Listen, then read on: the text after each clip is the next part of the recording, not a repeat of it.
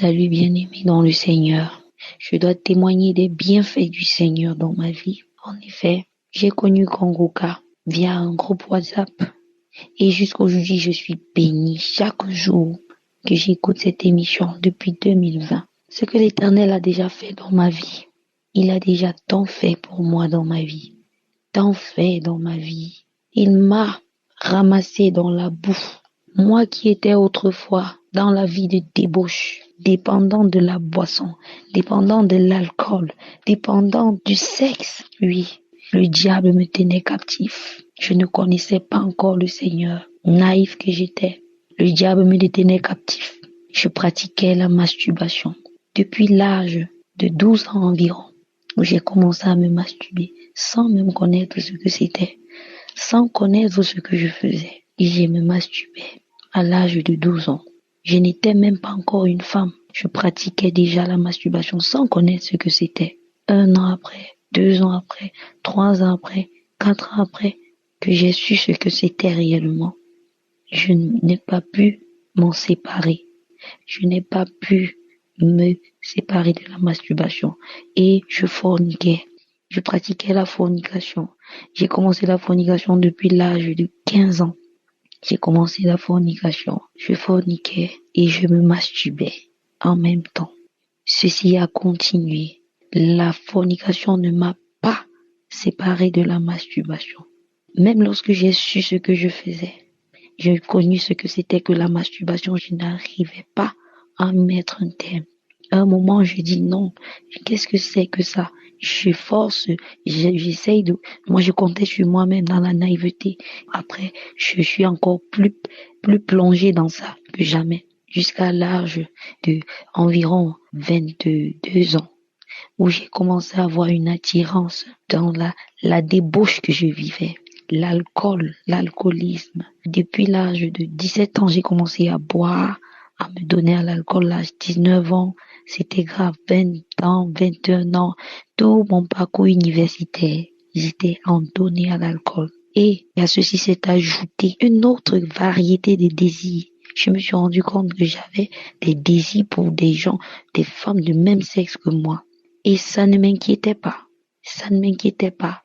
J'étais là à faire du n'importe quoi, à vivre n'importe comment, donner à l'alcool, donner au sexe à tous les niveaux, jusqu'à l'âge de 24 ans où j'ai commencé à pratiquer le lesbianisme via un groupe de WhatsApp, un groupe de Facebook où j'ai intégré un groupe dans Facebook où on disait le groupe a été écrit un truc comme lesbienne, quoi, et j'ai intégré ce groupe, puisque au fond de moi, j'avais déjà prémédité faire la chose. Ce groupe Facebook, je l'ai intégré lorsque je l'ai vu, et ça a devenu un groupe WhatsApp par la suite, où il y avait comme des rencontres qu'on devait se faire, et voilà, c'est ce groupe qui a été le déclencheur. Par ce groupe, j'ai entré dans la pratique même du lesbianisme. Jusque-là, je ne m'y sentais pas. Je ne m'y sentais pas. Je sentais que pour moi, c'était comme une curiosité. C'était en même temps comme une curiosité, mais la chose, je la faisais, mais pas avec trop de désir. Et même lorsque je prenais de l'alcool en abondance, un moment quand je me regardais au miroir, je me regardais dans ma chambre, je me disais, ah, est-ce que c'est ça? Je sentais toujours un manque. Je sentais un manque. Au fond de moi, je criais. Au fond de moi, je pleurais parfois dans ma chambre après avoir bu abondamment l'alcool et toute cette mauvaise vie, toute cette vie de débauche jusqu'à ce que j'ai rencontré le Seigneur. J'ai rencontré le Seigneur et tout a changé. Tout a basculé. Ma vie a bouleversé. Kangoka, les enseignements m'ont béni, édifié. Je me suis séparée totalement, entièrement de la vie de péché. Le voile est tombé de mes yeux. Je me suis rendu compte à quel point ce que j'ai fait était horrible. Ce que je faisais était horrible. Sans compter les nombreux avortements. Des nombreux avortements qui ont même après causé en moi d'impact dans mon appareil reproductrice. Il y a eu des impacts puisque j'ai commencé à avoir mal à la trompe. à la trompe gauche.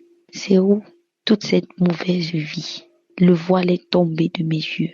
Le voile est tombé de mes yeux. Je me suis rendu compte à quel point c'était horrible tout ce que je faisais. À quel point c'était horrible. J'ai demandé pardon au Seigneur. J'ai pleuré devant le trône de gloire. Je me suis agenouillée. Et le Seigneur m'a consolée. En lui, j'ai trouvé une assurance, une consolation. J'ai trouvé quelque chose que je n'avais jamais connu autrefois. Un amour particulier. Un amour particulier. Une consolation totale. Jusqu'à aujourd'hui, je suis accrochée à lui. Accrochée à lui. Kangoka m'édifie, me fortifie chaque jour que j'écoute cette émission. Je suis boostée, fortifiée davantage.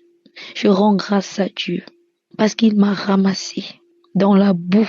Lui, l'Éternel, m'a retiré dans la boue. Il m'a lavé. Et cette émission Kangoka m'a déjà tellement transformée. Ça m'édifie. Chaque jour, j'écoute.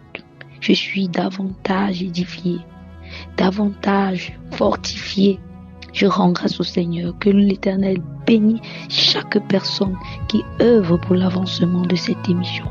Au nom puissant de Jésus-Christ, j'ai témoigné. Amen.